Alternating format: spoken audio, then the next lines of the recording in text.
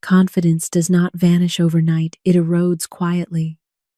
One disappointment here, one careless word there, one moment you doubted yourself and didn't correct it. Before you realize it, you no longer move as one who expects success, but as one who hopes not to be hurt again. You may think confidence returns when circumstances improve, but confidence is never restored by outer proof. It is rebuilt inwardly, word by word, assumption by assumption. Until the inner tone changes, no achievement will ever feel secure. Notice how you speak to yourself when no one is listening. Not the brave phrases you share publicly, but the quiet comments whispered in the mind. I'm not sure anymore. I used to be better. Maybe I missed my chance. These are not observations, they are decrees. Confidence does not respond to effort. You cannot force it by trying harder or proving yourself endlessly. Confidence returns when the mind is retrained to expect strength instead of rehearsal of failure. And repetition is the tool that does this work. Think of confidence as a muscle that weakened through neglect. One encouraging sentence spoken once will not restore it, but a steady rhythm of right words, spoken daily, rebuilds what doubt dismantled. The law is exact. Repetition engraves belief. Many people wait to feel confident before they speak confidently. This reverses the order. Feeling follows form. Speech comes first. When you speak with certainty, even while emotion lags, the inner state begins to realign. Picture the morning when you wake already braced. You expect the day to test you. You anticipate criticism, resistance, or failure. That expectation shapes posture, tone, and decision before the day even begins. Now imagine interrupting that pattern before it completes. Imagine speaking one sentence that contradicts the old assumption. Not loudly, not dramatically, calmly, faithfully. That interruption is the beginning of restoration. Confidence returns when the mind stops predicting defeat.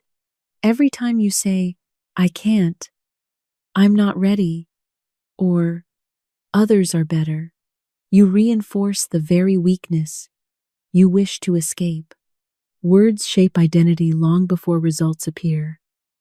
This is why repeating the right statement daily is not childish. It is scientific. The subconscious accepts what it hears repeatedly, especially when spoken with calm authority.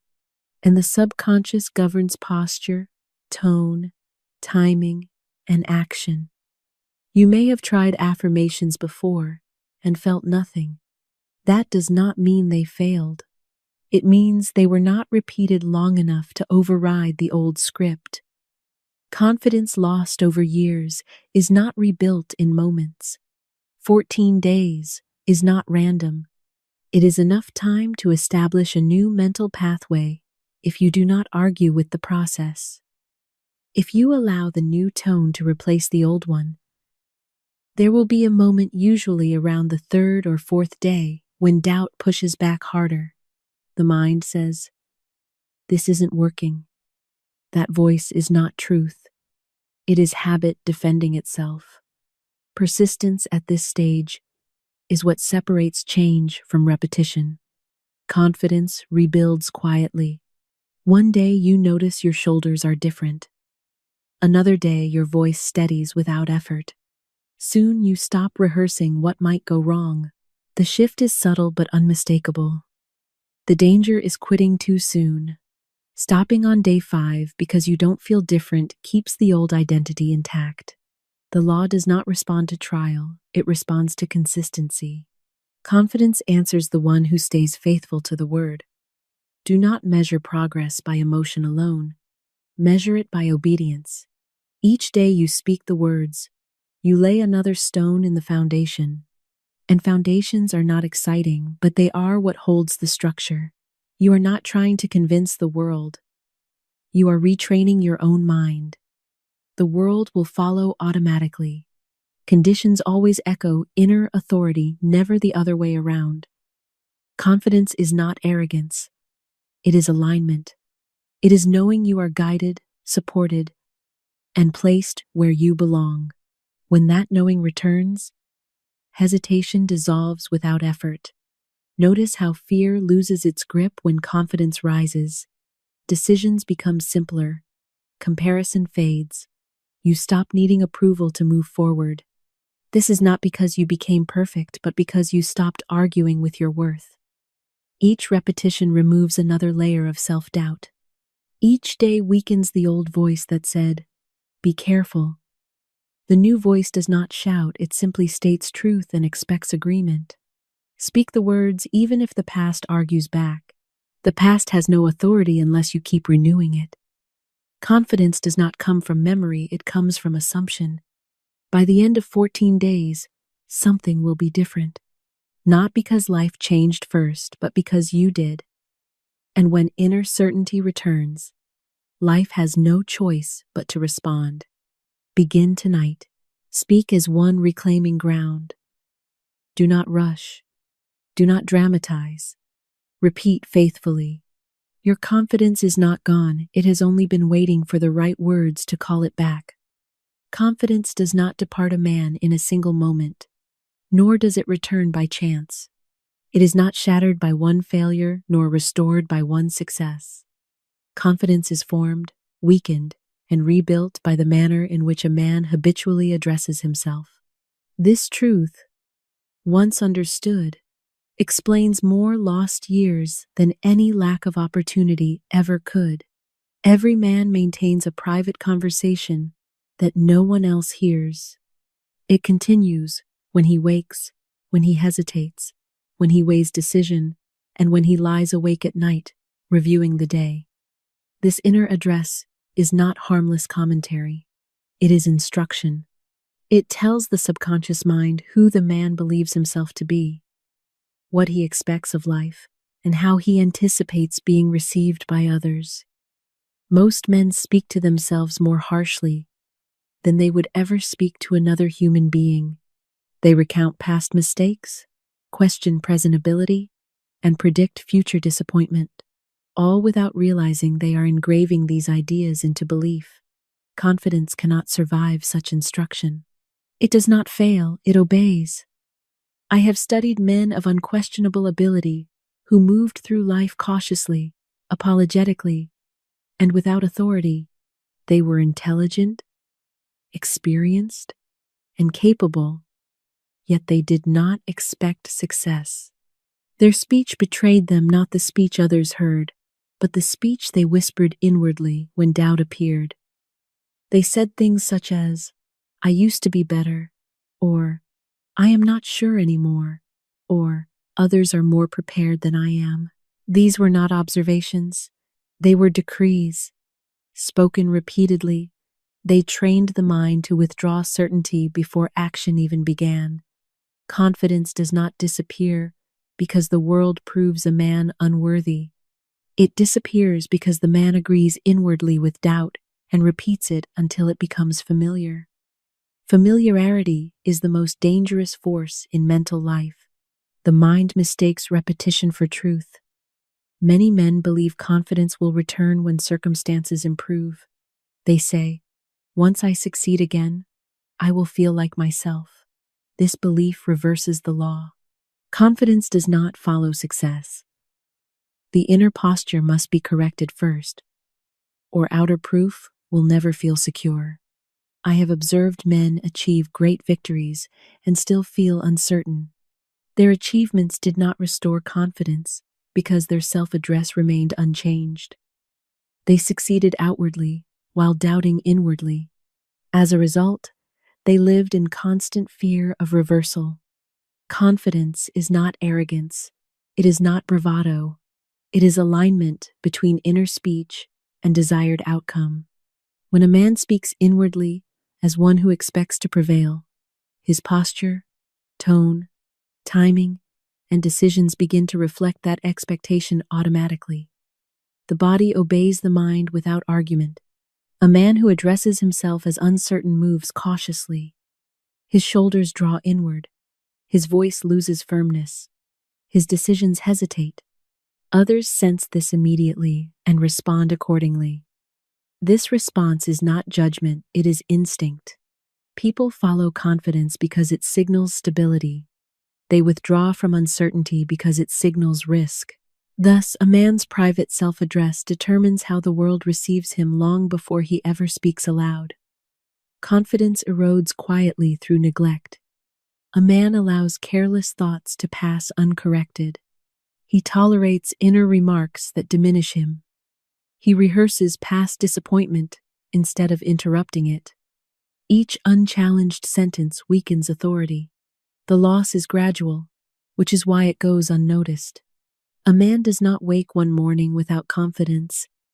He wakes one morning without correcting doubt, and the habit continues. Years pass. The man believes confidence has left him, not realizing he dismissed it word by word. Rebuilding confidence requires the same mechanism that dismantled it. Repetition, not emotional encouragement, not external validation, but disciplined, deliberate self-address repeated daily until belief realigns. Many men resist this idea because it appears too simple.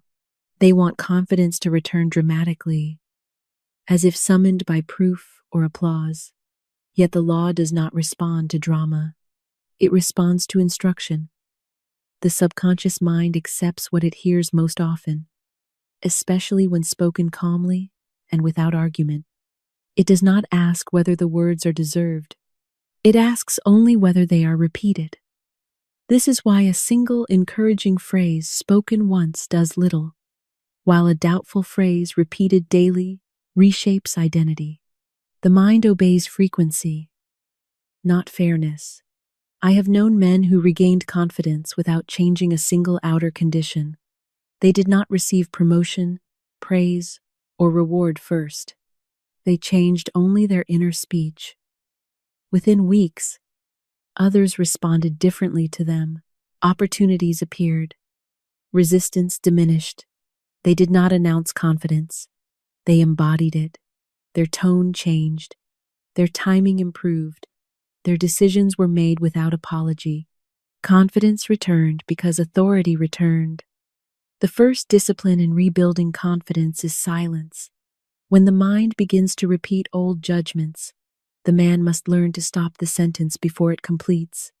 Silence is better than negative truth. A man is not obligated to narrate his weakness. From silence, new instruction must be introduced. Not forcefully, not emotionally, but firmly. A simple declaration spoken daily is sufficient, provided it is repeated faithfully. Such a declaration does not beg. It does not argue.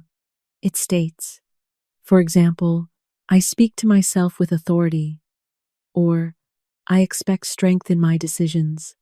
These statements are not affirmations of emotion, but commands of posture. At first, the mind may resist. It will say, this feels false. That resistance is habit defending itself. Truth does not argue.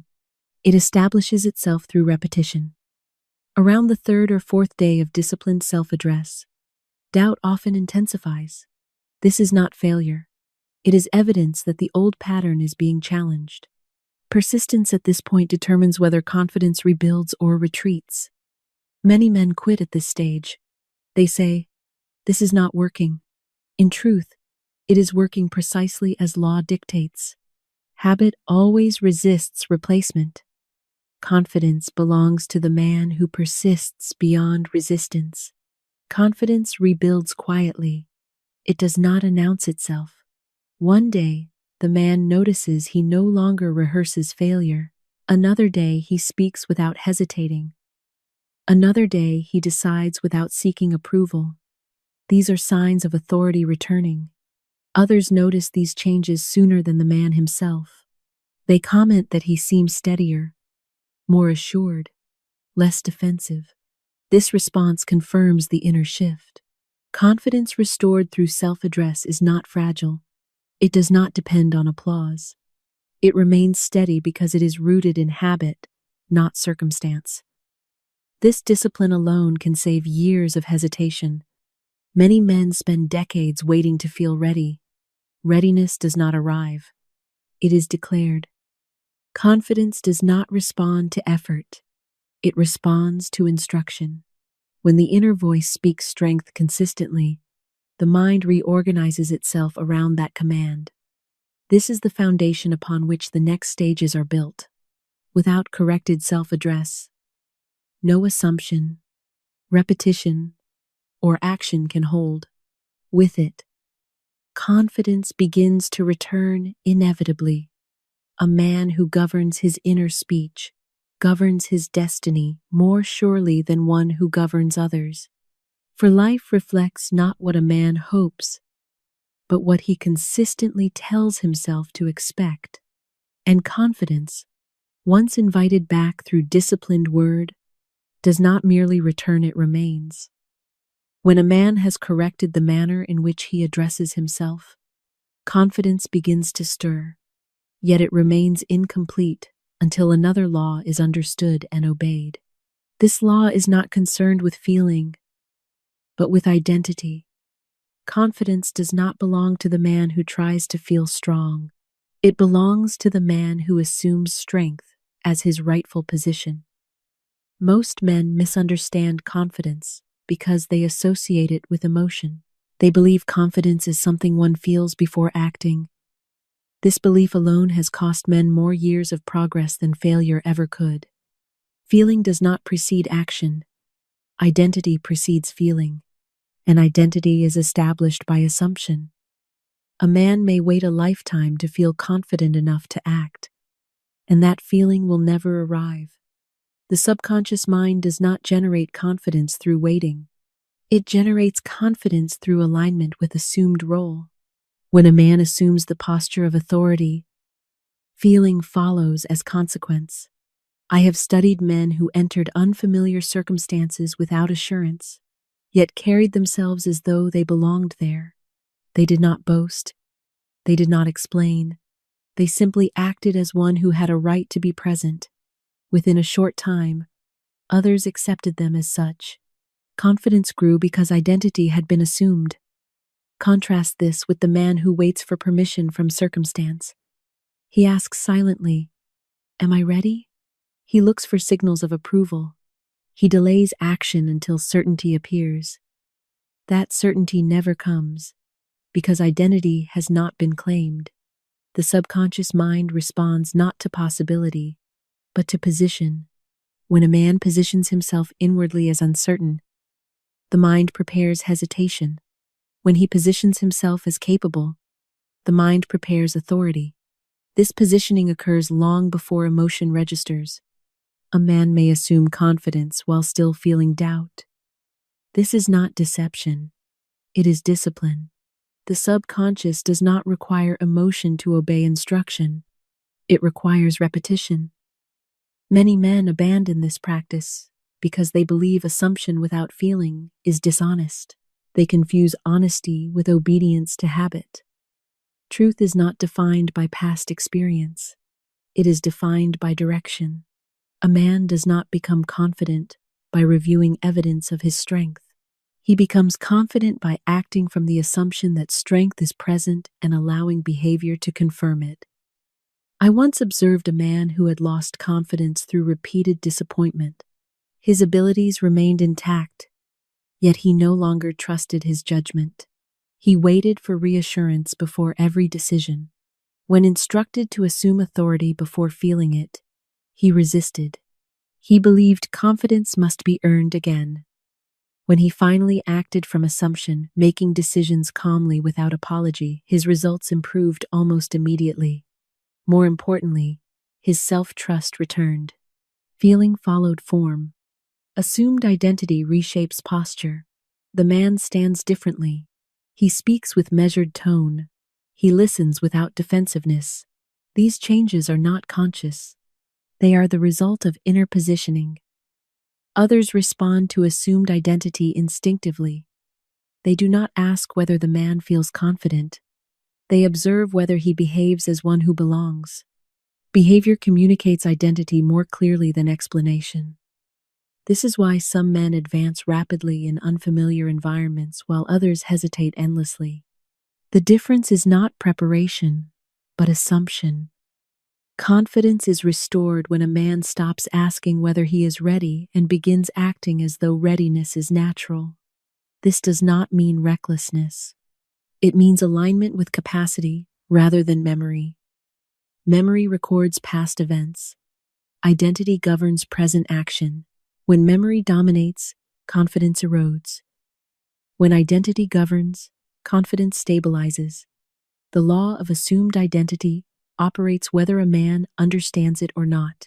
Every time he says inwardly, "I am no longer the man I was," he instructs decline. Every time he says, "I am capable of meeting this," he instructs growth. Affirmations at this stage must declare identity, not effort.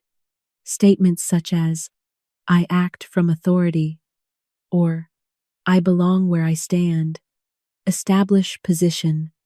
These words are not meant to stir emotion, but to define role. Repetition is essential. Identity was weakened through repeated doubt. It must be restored through repeated assumption. One declaration spoken daily is sufficient if spoken consistently. The 14-day period is critical here. It is long enough to disrupt the old identity and short enough to prevent rationalization. Each day, the man assumes the same position, regardless of mood. Around the 5th or 6th day, resistance often intensifies. The mind recalls past failures. It warns against disappointment. This warning is not intuition. It is habit protecting itself. The disciplined man does not argue with this voice. He proceeds. Action taken from assumed identity weakens doubt more effectively than thought ever could. As the days pass, the man notices subtle changes. He no longer prepares defenses before speaking. He does not rehearse explanations. He makes decisions with less inner debate. These are signs of identity shifting. Others notice these changes sooner. They respond with greater respect. They consult him more readily. They accept his direction without question. Confidence is being mirrored back to him. This reflection strengthens belief. Belief strengthens behavior. Behavior confirms identity. The cycle reinforces itself. Many men believe confidence must be visible to be real.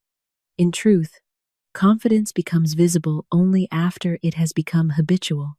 Early stages are internal and quiet.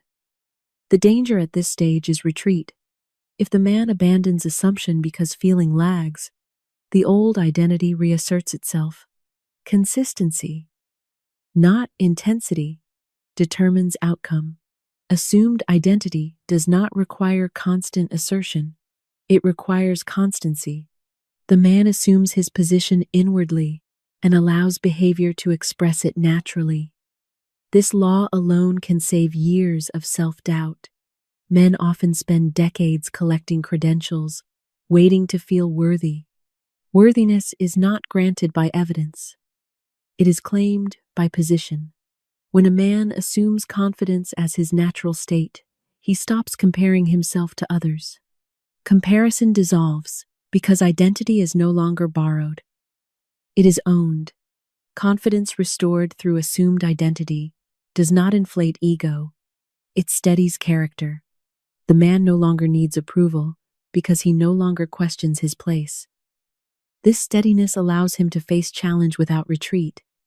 Failure becomes information rather than indictment. Success becomes confirmation rather than surprise. Confidence built this way endures because it is not dependent upon outcome. It is dependent upon position. This is the second great correction in rebuilding confidence. Without it, self-address alone cannot hold. With it, the inner foundation becomes firm. A man who knows who he is no longer waits for permission to act. He moves naturally, and life responds accordingly. Confidence, once assumed faithfully, no longer needs to be summoned. It stands ready because it has been given a place. And when identity is reclaimed, confidence ceases to be something a man seeks. It becomes something he expresses. When a man has corrected his self-address and assumed a new identity of authority, confidence begins to reappear, yet it remains fragile until another principle is faithfully observed. This principle explains why confidence, once regained, sometimes fades again, and why men who begin strongly often return to doubt. The principle is repetition, not as encouragement, but as law. The subconscious mind is the seat of habit. It governs posture, tone, timing, and instinctive reaction. It does not respond to inspiration. It responds to repetition. Whatever is presented to it consistently, it accepts as instruction and proceeds to express through behavior. Confidence was not lost through a single disappointment. It was lost through repeated inner commentary that went unchallenged. Each doubtful thought, repeated often enough, became belief. Each belief became expectation. Each expectation shaped conduct. Thus, confidence faded without dramatic event. Many men attempt to rebuild confidence through single declarations spoken once or twice a day. When results do not appear immediately, they conclude the method is ineffective. In truth, they have underestimated the power of repetition and overestimated the value of intensity. A single strong statement cannot outweigh years of habitual doubt. The law does not weigh effort, it weighs frequency. The thought most often entertained becomes the governing thought. This explains why a man may speak courageously in the morning and still retreat by afternoon. His declaration was temporary. His habit remained intact. Habit always prevails unless replaced. Repetition does not mean constant effort. It means consistency over time. A simple statement spoken daily, calmly, and without argument gradually displaces the old pattern. The mind accepts the new instruction because it encounters it more often than the old one. The 14-day period is not arbitrary. It is sufficient to interrupt the momentum of old habit and establish a new mental track. During this time, the mind resists change because it prefers familiarity. Resistance is not failure. It is evidence that correction is underway. Around the 4th or 5th day, many men experience increased doubt. The old inner voice becomes louder. It says, "This is foolish," or "Nothing has changed." This voice is not intuition. It is habit asserting survival. At this stage, persistence is decisive. The man who continues repetition without emotional reaction weakens the old habit irreversibly. The man who stops reinforces it. Repetition works whether belief is present or not. The subconscious does not require conviction to obey. It requires exposure. This is why repeated fear becomes belief, even when a man knows better intellectually. Confidence rebuilt through repetition is not emotional. It is structural. It changes the way the mind prepares the body. Shoulders lift naturally. Breath deepens. Speech steadies. These changes occur without conscious effort. Others notice these changes quickly. They sense increased certainty. They respond with greater attention and respect. Confidence reflected by others reinforces the new belief. This feedback loop accelerates restoration. Inner repetition changes behavior. Changed behavior changes response. Response confirms belief. Belief stabilizes confidence. Many men make the mistake of watching their emotions for proof of progress. Emotion lags behind habit. Confidence returns behaviorally before it returns emotionally. The man must judge progress by obedience, not feeling. Repetition must be exact. Vague encouragement does little. Precise statements repeated daily reprogram the subconscious. For example, "I act with calm authority," or "I trust my decisions," are instructions, not wishes. It is important that repetition be calm. Emotion is unnecessary. The subconscious responds to tone of certainty, not enthusiasm. Quiet repetition is more effective than dramatic declaration. I have observed men who rebuilt confidence entirely through repetition while feeling doubtful the entire time. Their actions changed first. Their feelings followed weeks later. The law worked regardless of feeling. Repetition also prevents relapse. Confidence rebuilt emotionally fades quickly. Confidence rebuilt habitually endures. Habit replaces vigilance. During the 14 days, the man must guard against rehearsing old narratives. Each time he recounts past failure, he reinforces the old pattern. Silence is preferable. New words must be allowed to dominate. This does not mean denying experience. It means refusing to rehearse it. Experience teaches once. Repetition teaches forever. The man who understands this principle saves years of effort. Many men attempt to rebuild confidence through trial and error, exposing themselves repeatedly to disappointment. Repetition replaces trial with training. Confidence restored through repetition does not depend on outcome. It remains steady, regardless of success or setback. The man acts confidently because that is his habit, not because circumstances are favorable. Others rely upon him because he is predictable in the best sense. He does not collapse under pressure. He does not withdraw when challenged. He moves steadily. This steadiness is the hallmark of true confidence. It is not loud. It is reliable. It does not seek attention. It commands respect. Repetition also reshapes inner dialogue automatically. After several days, the man notices that doubtful thoughts arise less frequently. When they do arise, they carry less weight. The new habit has gained strength. Eventually, repetition becomes unnecessary. The new identity operates automatically. At this point, confidence no longer needs rebuilding. It has been restored. The danger is stopping too soon. Many men abandon repetition when they begin to feel better. They believe the work is complete. Habit weakens without reinforcement. Discipline must continue until the new pattern is secure. The man who completes the 14 days faithfully will not merely feel more confident. He will think differently. His inner tone will have shifted. This shift is permanent if maintained. Repetition is not meant to be permanent effort. It is meant to establish order.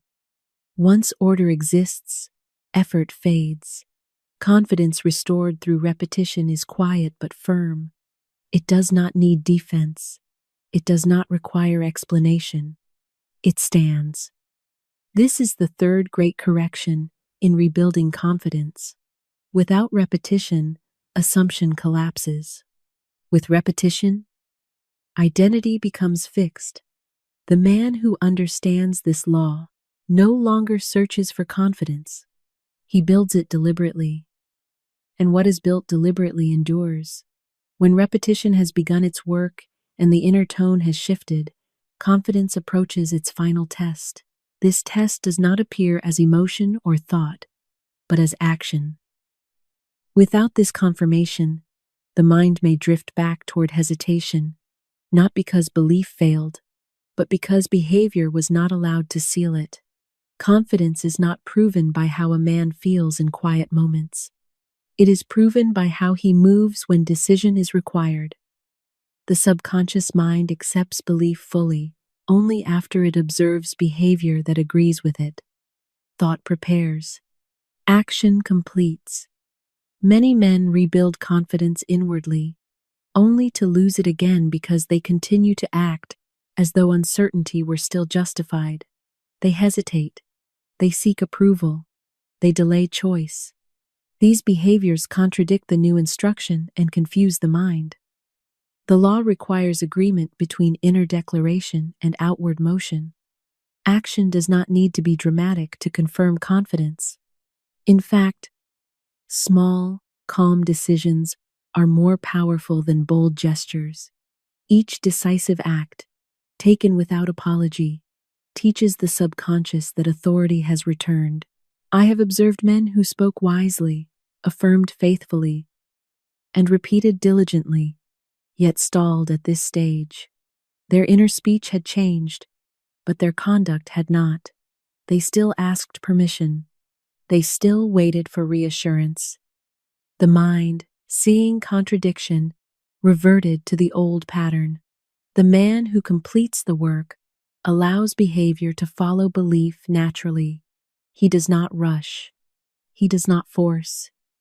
He simply refuses to retreat. When a decision presents itself, he decides. When a direction is required, he chooses.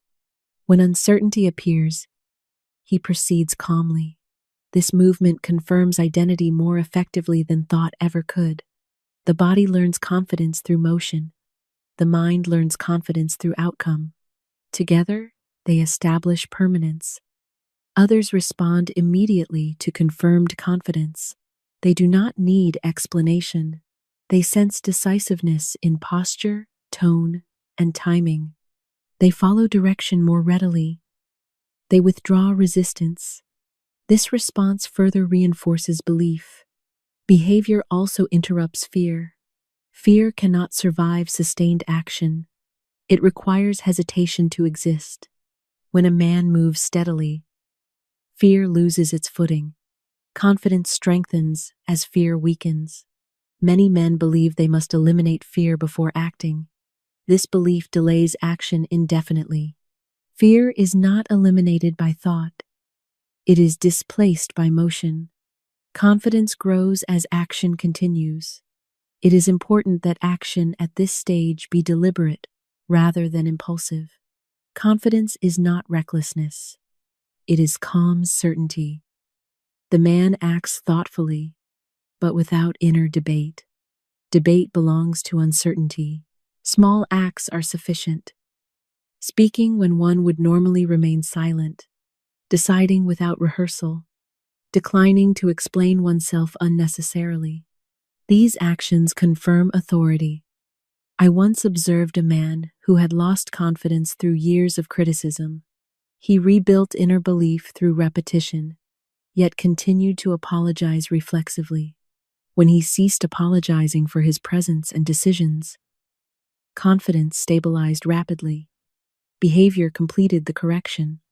Another man reclaimed confidence by simply honoring his own decisions. He stopped revisiting them. He allowed outcomes to unfold without self-reproach. This trust in his judgment restored authority. Behavior also affects memory. When a man acts confidently, the mind begins to reinterpret past experience. Failures lose emotional charge. They become lessons rather than indictments. Confidence no longer battles memory, it replaces its meaning. Others notice this change as reliability. They trust the man who acts consistently. They hesitate with the man who vacillates. Confidence confirmed through action becomes reputation. This reputation is not manufactured. It is earned through congruence. When inner word and outer deed agree, the man becomes predictable in the best sense. The final danger at this stage is overcorrection. Some men attempt to prove confidence through display. This creates strain. True confidence does not announce itself. It operates. The man must allow confidence to express itself quietly. He need not dominate conversation or seek attention. Authority communicates itself through ease. As days pass, action becomes habitual. The man no longer needs to remind himself to decide. He no longer hesitates by default. Confidence has become his natural posture. This is the point at which confidence no longer requires rebuilding. It has been restored to function. It no longer depends on repetition alone. It is now supported by behavior. The 14-day period completes itself here. Repetition installed belief. Assumption shaped identity. Action confirmed authority. The structure is now complete. Many men waste 10, 20, or even 30 years waiting for confidence to return through success.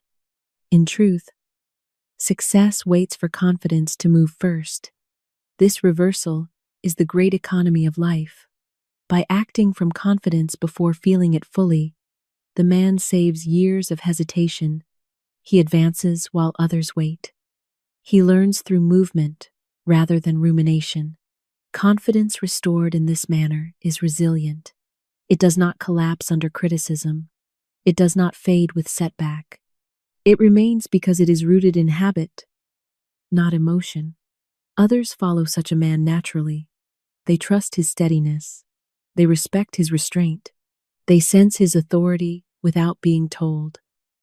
This is the final correction. Confidence, once confirmed through action, no longer needs protection. It has become part of character. A man who reaches this stage does not ask whether he is confident. He simply acts. Life responds accordingly. And confidence, once restored through word, assumption, repetition, and action, does not merely return, it endures. There comes a moment in every man's development when instruction must give way to embodiment.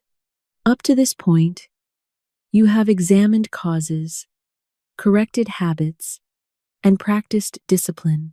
From this moment forward, confidence is no longer something to be rebuilt. It is something to be lived. When confidence becomes conduct rather than concept, it ceases to fluctuate. Many men believe confidence is fragile because they have only experienced it as emotion. Emotion rises and falls. Character does not. What you have rebuilt through word, assumption, repetition, and action is not a mood, it is a posture. And posture, once established, governs movement without conscious effort. You will notice that the greatest proof of restored confidence is not boldness, but quiet steadiness. You no longer rehearse what you will say. You no longer brace before acting. You no longer scan the room for approval. These absences are the surest signs that authority has returned. Others may not comment on this change directly, yet they will respond to it unmistakably. Conversations will feel easier. Resistance will lessen.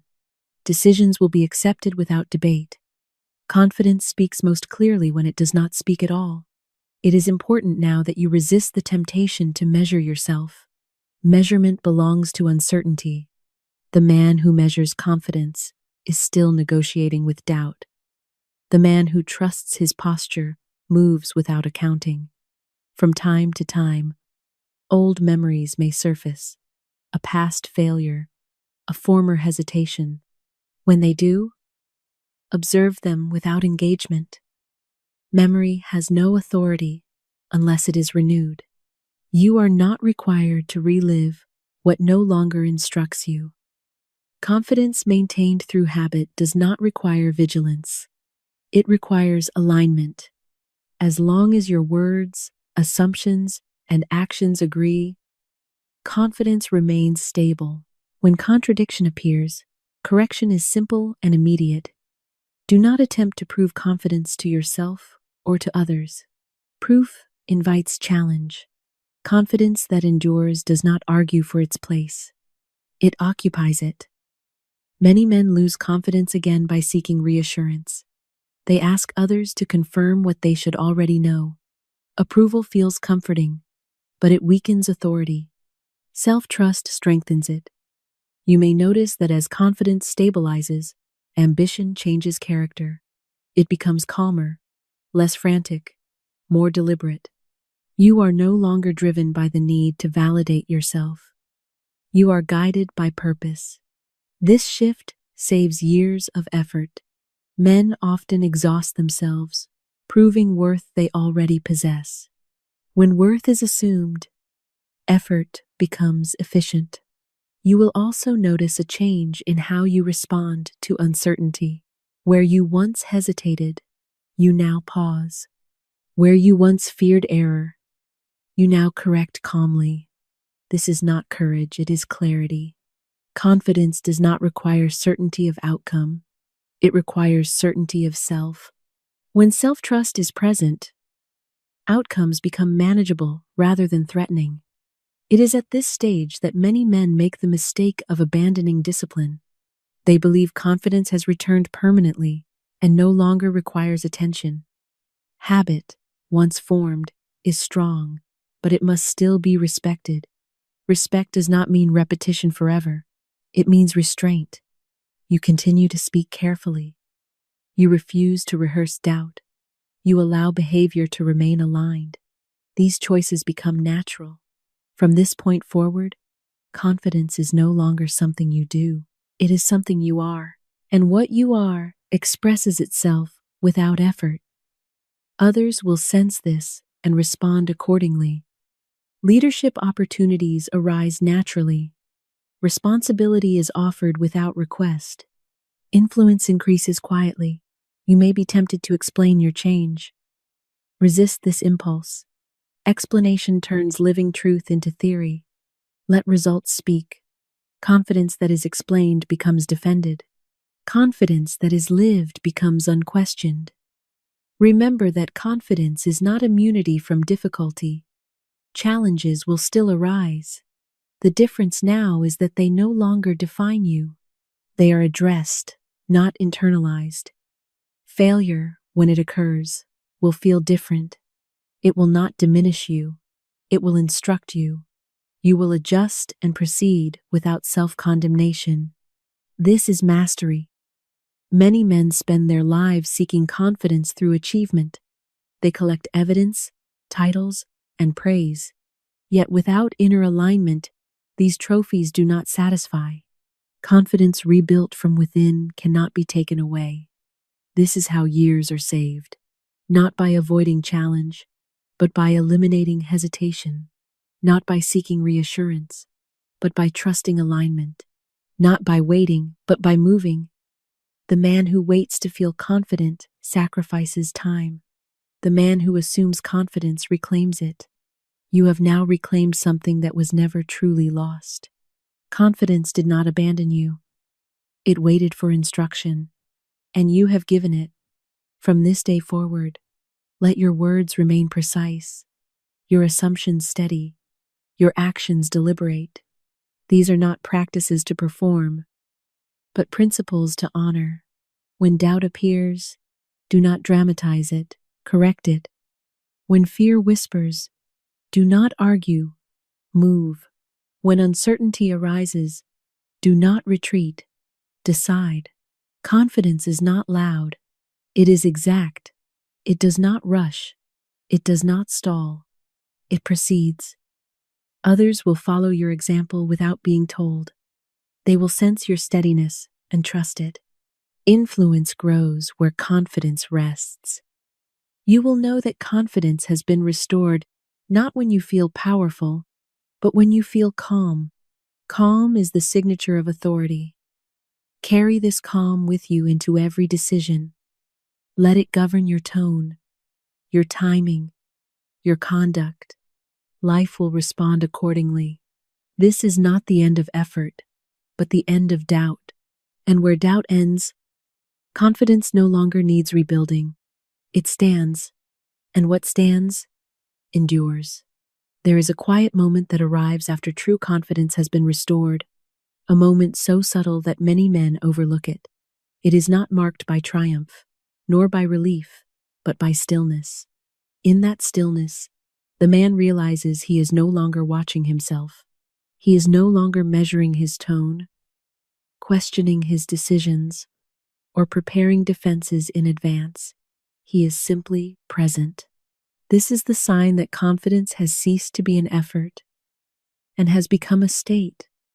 Most men believe confidence must announce itself through boldness. They mistake noise for strength and urgency for power. Yet the men who influence life most deeply are rarely dramatic. They move with deliberation. They speak when necessary. They act without explaining. Confidence, when genuine, removes the need for display. You may find that after this work, You no longer seek situations to prove yourself. You no longer need to enter rooms prepared for resistance. You no longer rehearse conversation in advance. This absence of preparation is not carelessness, it is trust. And trust is the natural companion of confidence. At this stage, the greatest danger is nostalgia for old struggle. Many men, having lived for years in tension, find calm unfamiliar. They mistake peace for stagnation and begin to stir conflict unconsciously. They seek challenge not for growth, but for validation. This impulse must be observed and released. Confidence does not need adversity to remain alive. It does not require constant testing. It is sustained by alignment, not opposition. When alignment is present, challenge becomes instruction rather than threat. You will notice that your relationship with time changes. You are no longer racing against imagined deadlines. You are no longer haunted by missed chances. You act when action is required and rest when rest is appropriate. This rhythm restores energy wasted through anticipation. Others may comment that you seem different, though they cannot name how. They may say you appear more settled, more deliberate, more reliable. These observations are not compliments. They are confirmations. The world responds to certainty instinctively. Confidence at this stage does not depend on agreement. Disagreement no longer unsettles you. You listen fully, consider calmly, and decide without resentment. You do not confuse opposition with rejection. You understand that authority does not require consensus. Many men lose confidence because they tie it to being liked. Approval becomes currency, and disagreement becomes threat. When confidence is restored properly, approval loses its power to govern action. Firm without being defensive. It is important now to recognize that confidence is not isolation. It does not separate you from others. It clarifies your place among them. You participate without shrinking and lead without force. You may also observe that fear still appears occasionally, but it no longer commands attention. Fear becomes a passing sensation rather than a governing voice. You notice it, acknowledge it, and continue. Fear fades when it is not obeyed. The greatest gift of restored confidence is not fearlessness, but freedom of motion. You move through life without internal obstruction. Decisions flow, actions align, energy is conserved. Many men spend years learning to overcome fear. Few learn that fear dissolves naturally when confidence is assumed and confirmed. Movement starves it. As confidence stabilizes, you may find yourself drawn toward responsibilities you once avoided, not because you seek burden, but because you trust your capacity to manage. This trust attracts opportunity without strain. You are no longer compelled to say yes or no reflexively. You respond deliberately. This deliberation is not hesitation. It is clarity. One of the final signs of restored confidence is restraint. You no longer feel the need to correct others unnecessarily. You do not interrupt. You do not dominate conversation. You allow others to reveal themselves. Authority listens more than it speaks. This restraint is often mistaken for indifference. In truth, it is respect. Respect for oneself and for others. Confidence does not crowd space. It occupies it. It is at this stage that many men finally understand how much time they lost to doubt. Years spent preparing instead of acting. Years spent waiting instead of moving. Years spent questioning instead of trusting. This realization should not bring regret, but gratitude. The lesson has been learned. Confidence restored in this manner does not age poorly. It matures. As years pass, it deepens rather than fades. Experience strengthens it instead of challenging it. You will find that success no longer surprises you. nor does failure devastate you. Both are absorbed calmly. Confidence remains because it is no longer tied to outcome. Others will look to you for steadiness in moments of uncertainty. They will not ask how you remain calm. They will simply feel that calm and borrow it. This is influence of the highest order. Do not attempt to teach this state. Live it. Confidence cannot be transferred through instruction alone. It is transmitted through presence. From time to time, you may feel tempted to revisit old affirmations or practices. Do so if it brings alignment, not because you fear loss. Confidence maintained through fear undermines itself. Confidence maintained through respect endures. Remember that confidence is not perfection. You will err. You will misjudge. You will revise. These are not threats to confidence. They are evidence of engagement. The confident man does not avoid error. He avoids paralysis. Movement matters more than flawlessness. As this posture becomes permanent, you will notice that life responds with less resistance, not because challenges disappear, but because you meet them without internal conflict. Resistance dissolves when it finds nothing to push against. This is the ultimate economy of effort. Energy once spent on doubt is now available for creation. Time once lost to hesitation is now reclaimed. You have not become someone new. You have removed what was never essential. Confidence did not need to be added. It needed to be uncovered. From this point forward, trust your alignment. Honor your habits. Move deliberately. Speak precisely. Act without apology. Confidence does not need your attention anymore. It will take care of itself as long as you do not interfere. And when you notice that days pass without self-questioning, without rehearsal, without retreat, you will know that the work is complete. Confidence has returned to its rightful place, and there it remains. There is a point in every man's progress where effort must cease and alignment must take its place. Up to that point, discipline is required, repetition is demanded, and attention must be given deliberately. Beyond that point, the work becomes quieter. The man no longer strives to be confident. He simply ceases to contradict himself, and in that cessation, confidence stands of its own accord. Most men exhaust themselves trying to acquire confidence, as though it were something external, something to be earned or granted. They chase it through accomplishment, approval, and comparison. They believe that if they gather enough proof, confidence will finally agree to remain. Yet confidence does not arrive by persuasion. It arrives when resistance ends. Resistance appears in many subtle forms. It appears when a man argues with his own decision. It appears when he rehearses explanation before speaking. It appears when he anticipates judgment before action. Each of these habits signals mistrust, not of circumstance, but of self. Confidence cannot remain where self-trust is questioned repeatedly. The man who has completed this work notices something unexpected. He no longer thinks about confidence at all. He thinks about action, responsibility, direction. Confidence is present, but it is no longer the subject. It has become the medium through which life is approached. This is the true mark of restoration. Confidence that must be monitored is still unstable.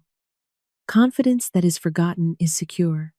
In earlier stages, repetition was required to counteract habit. Now, habit has been replaced. The mind no longer defaults to doubt. It defaults to engagement. When uncertainty appears, it is addressed rather than dramatized. When difficulty arises, it is managed rather than feared. You may find that your relationship with silence changes. Silence no longer feels empty or tense. It feels sufficient. You do not rush to fill it with explanation. You do not fear it will expose weakness. Silence becomes a position of strength rather than absence. Others sense this immediately. Silence, backed by certainty, carries authority. Words become fewer, but more effective. When you speak, it is because something needs to be said, not because something needs to be proven. Confidence at this stage does not resist challenge. It does not interpret disagreement as threat. It listens fully, responds thoughtfully, and decides calmly. This composure often unsettles those who rely on reaction. They expect defense. They receive steadiness instead. Many men believe confidence must harden them. In truth, restored confidence softens reaction without weakening resolve. You become less defensive, not more aggressive. You stand your ground without tension. This balance is rare, and it commands respect without effort. One of the most profound changes occurs in the way time is experienced. Before, time felt like an adversary. Missed chances haunted the mind. Delays provoked anxiety. Now, time becomes an ally. You act when action is required. You wait when waiting is wise. There is no urgency to prove worth through speed. This alone saves years of exhaustion. Men often confuse haste with progress. Confidence restores patience, and patience restores precision. Precision, in turn, produces results that endure. You may notice that ambition remains, but its tone has changed. It is no longer driven by fear of falling behind or being overlooked. It is guided by clarity of direction. You pursue what aligns, not what impresses. This shift eliminates comparison. Comparison thrives only where identity is uncertain. When identity is secure, comparison becomes irrelevant. You no longer measure yourself against others because your standard is internal. Others may still compare themselves to you. They may seek your approval, imitate your manner, or ask your counsel. Accept this without pride and without reluctance. Influence is a byproduct of steadiness, not a reward to be chased. Confidence restored properly does not isolate a man. It integrates him more fully into life. He participates without shrinking and leads without force. He collaborates without submission and disagrees without hostility. Fear still appears at times, but it no longer governs action. Fear becomes information rather than instruction. You note it, assess it, and proceed anyway when direction is clear. Fear loses its power when it is not obeyed. This obedience to direction over emotion is the final liberation. Many men remain trapped because they wait for feeling to change before acting. This understanding frees movement permanently. At this stage, confidence does not fluctuate with outcome. Success does not inflate it. Failure does not diminish it. Both are absorbed as experience, not verdict. This neutrality is not indifference. It is stability. Others rely on this stability. They trust your judgment because it is not swayed by mood. They seek your presence because it calms disorder. This trust is not requested. It is granted instinctively. You may find that you no longer rehearse conversations before they occur. You enter them prepared to listen rather than to defend. This openness invites cooperation. People reveal more to those who are not guarded. Guardedness is often mistaken for strength. In truth, it signals insecurity. Confidence restored through alignment has no need for armor. As this posture deepens, you may become more selective, not because you fear involvement, but because you respect your time and energy. You choose engagements deliberately. This selectivity is a sign of self-trust. The man who trusts himself does not scatter his attention. He commits fully to what matters and releases what does not. This focus amplifies effectiveness. One of the quiet rewards of restored confidence is the end of inner commentary. The mind grows quieter. Thoughts become purposeful rather than repetitive. Energy once spent narrating self-doubt is now available for creation. This silence is not emptiness, it is readiness. You may also notice that criticism affects you differently. Where it once wounded or enraged, it now instructs or passes unnoticed. You evaluate it calmly. If useful, you apply it. If not, you discard it without resentment. This detachment is not coldness. It is discernment. Confidence allows you to separate information from identity. Many men lose confidence because they merge the two. A poor outcome becomes a poor self-concept. A mistake becomes a verdict. Confidence restored through discipline refuses this merger. You remain accountable without becoming condemned. This distinction is essential. As years pass, this posture matures rather than fades. Experience strengthens it.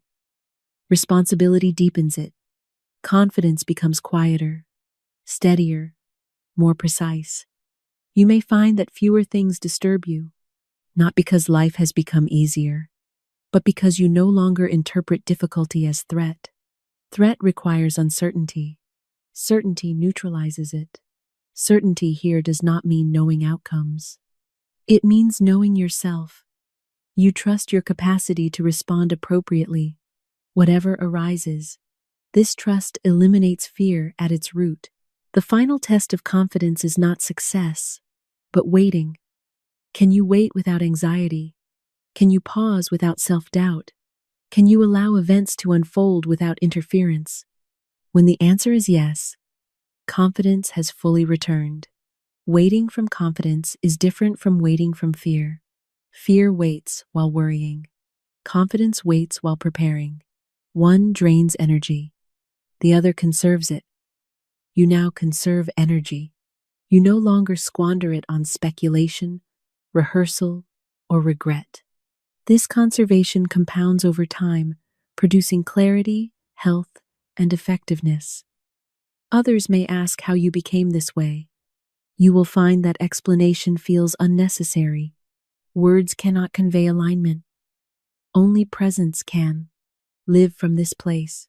Do not attempt to maintain it through effort. Effort implies fragility. Trust implies strength. If old habits attempt to return, observe them without alarm. Habits return when neglected. Correction is immediate and calm. You do not battle. You realign. Confidence restored in this manner does not require constant affirmation. It requires respect. Respect for your word. Respect for your decisions. Respect for your direction. As long as you honor these, confidence remains stable. You have not become fearless. You have become free. Free from hesitation. Free from approval. Free from self-contradiction. This freedom is not dramatic. It is practical. It shows itself in how you walk into a room, how you answer a question, how you make a choice. Life responds to this freedom generously. Resistance diminishes.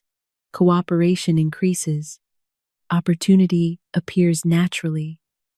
You will know that the work is complete, not when confidence feels strong, but when it feels ordinary, when it no longer draws attention, when it simply supports everything you do.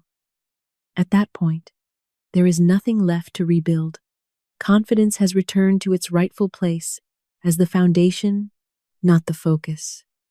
And what rests on a firm foundation does not require constant repair. It stands, and it carries you forward.